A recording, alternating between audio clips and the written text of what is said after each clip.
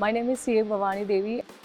I'm the first Indian Olympic fencer and I play saber.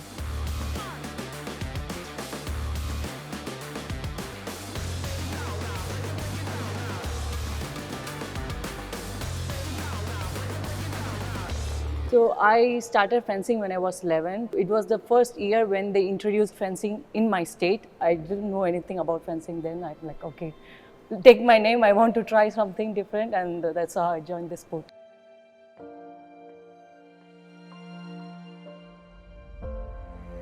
For me, when I started fencing, I wanted to do something big. I wanted to go outside. I wanted to represent India, take medal for India.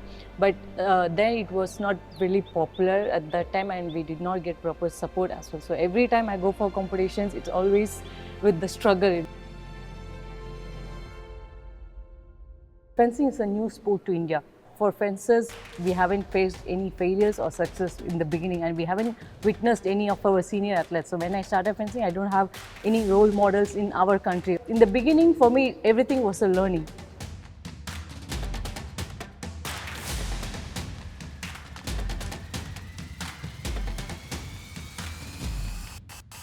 The most important lesson I learned was from the Rio Olympics.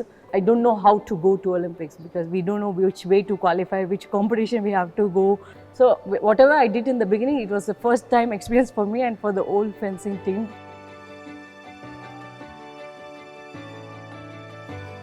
So when I win any medals, and especially the first medal, when you get to the podium and it's a first medal for you and first medal for India, it's very special, and that's what keeps you going forward. That's what pushes you to reach bigger dreams.